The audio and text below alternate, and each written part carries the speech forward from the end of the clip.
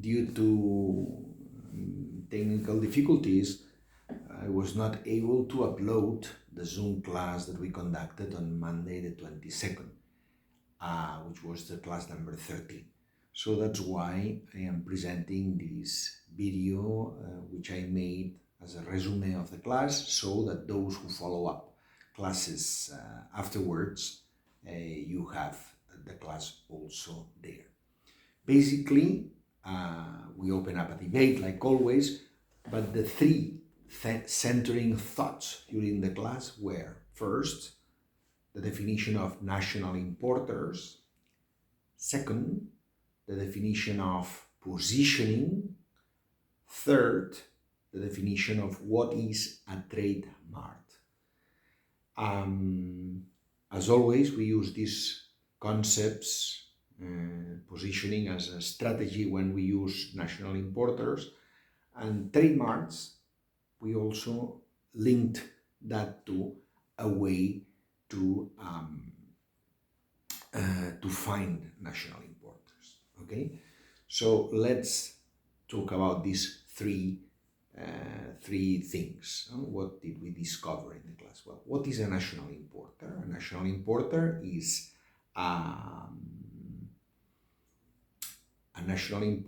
is another tool we use in international distribution networks.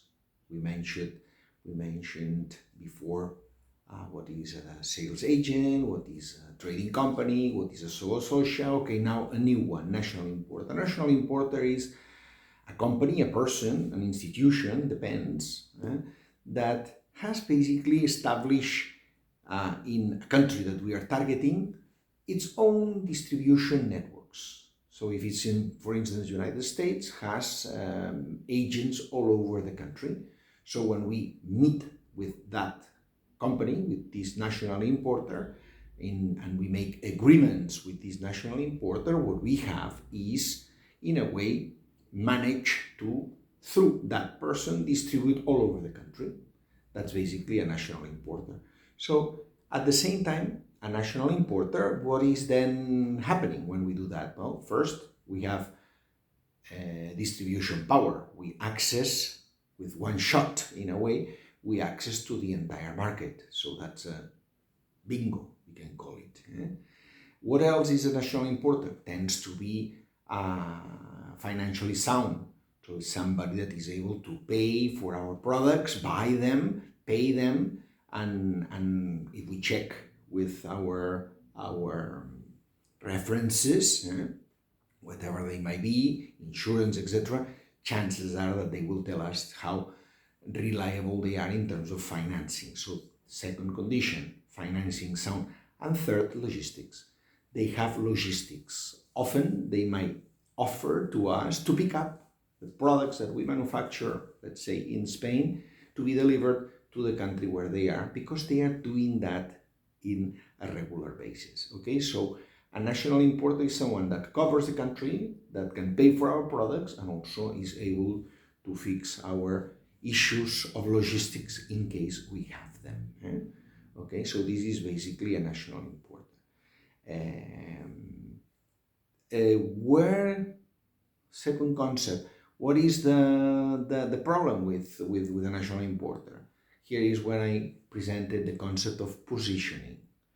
Positioning means that the national importer, as a fact, as an example, buys the product, owns the product, has the product already in their warehouses, wherever the country of destination is, and then he or she or the company, this importer, needs to promote around, doing marketing campaigns, direct, indirect, through media, through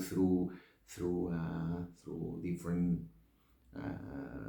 radio, television, wherever it's possible to do, and be able to sell that product because now owns the product. So the decision to position in that market the product, it's gonna be taken by the national importer, and also it's gonna be financed by the national importer because now owns the product.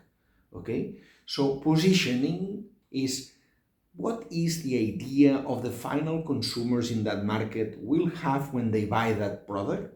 This is the positioning, the establishment of the idea in the minds of the consumer of that product.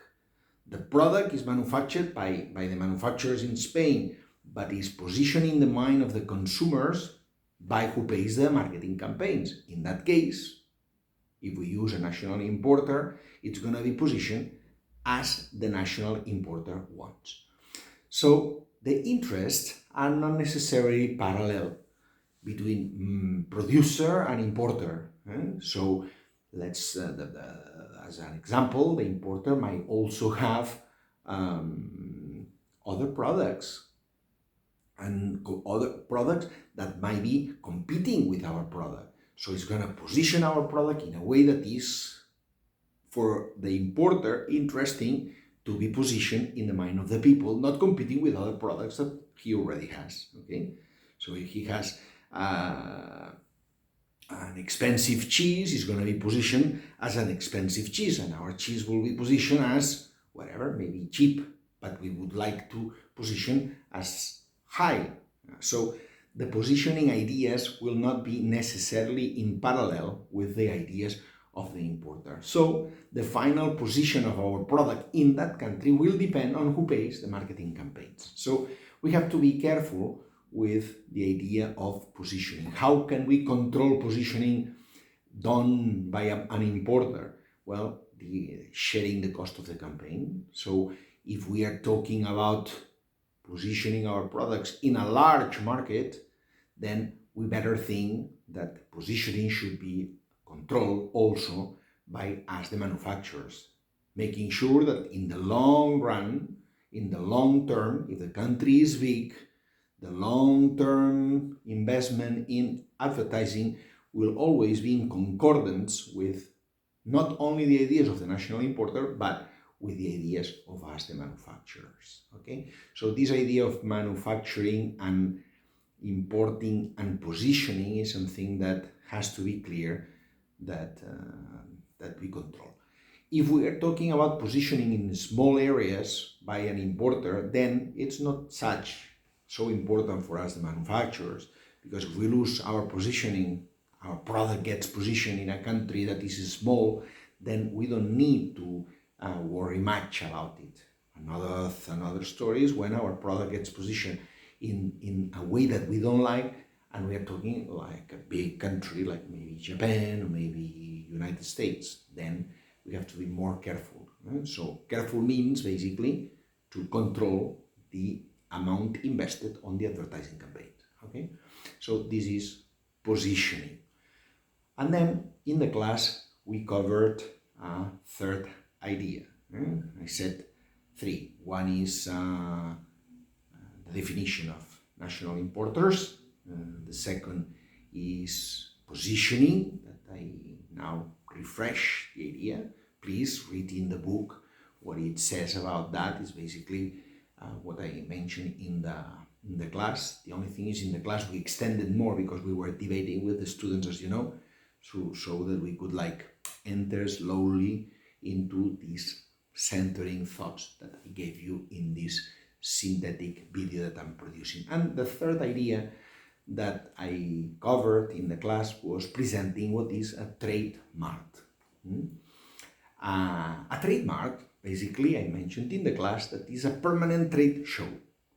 So there are trade shows that they are hosted once a year in the food sector, and then in the food sector you have visitors from all over the place, local, national, international, that they come and they meet and they talk and they do business. Okay, that's a trade show, something that happens once a year, or once every other year, sometimes.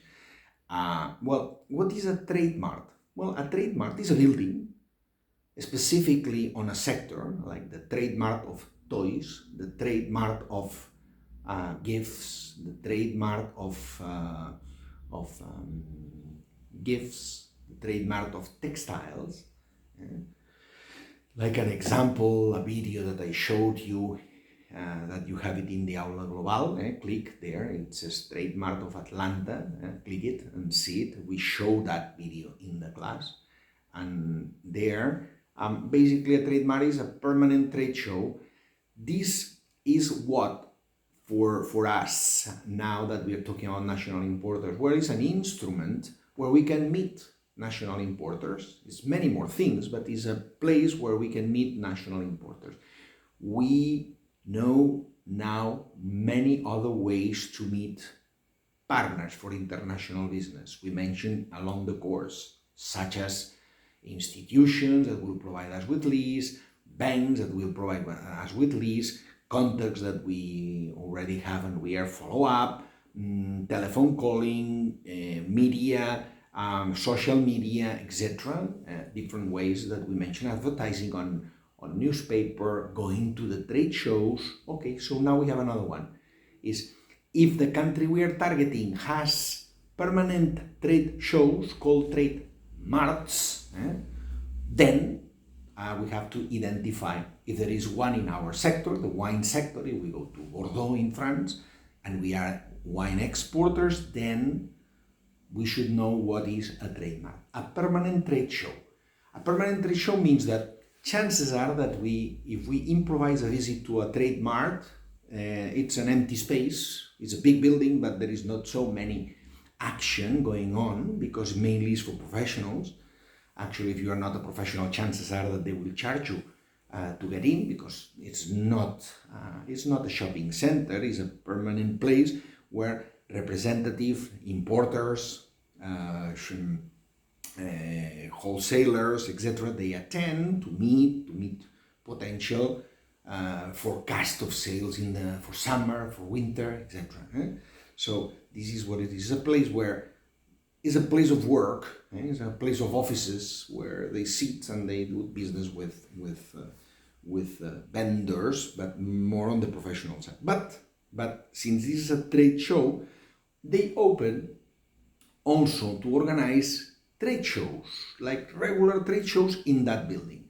And since it's much more easy to organize than a trade show that is on and off, they just do it 2 or 3 times a year. So you have in the trade mart of textiles, they organize 2 trade shows a year or 3 trade shows a year inside the trade mart. That day is the day that you have the trade mart full of people, and then there, as I mentioned in the video, or as you can read in the materials that you have in the Aula Global when we talk about trade marts, then there is when you measure how important is a trade mart. Because then you see the people attending the trade mart, where do they come from? They come only from the city, then it's a small trade mart. The people attending that trade mobile, this permanent trade mart, it's coming from the entire state, the entire community, autonomical community, the entire which area, or the entire nation, maybe farther beyond the entire nation. That means that the influence of that trade mart is larger than you can measure it. It's larger or shorter, you can measure it by the attendance of the people. It's the same thing when you measure how international is a trade show. A trade show always, if you look at the titles, is International Automotive Trade Show. International, why? Because the people showing, presenting products are international, then all the trade shows will be international. But what you want to see when you measure a trade show, or in that case a trade mart, is how international it is. It means how many people from abroad are visiting there, because then you measure the influence that this trade mart might have in the area that you cover. Okay, so this was basically the ideas that we covered in the class that I was not able to Zoom record on Monday the 22nd of February. I hope you enjoyed. Please, more information, you have it in the Aula Global, in the materials. It's printed materials, and also the video of trade marts. Also, you can click and it's there, the same video that we saw. I hope, I'm pretty sure with these ideas, it's very much what we cover in the class that day. Thank you very much. Any questions, just let me know. Thank you.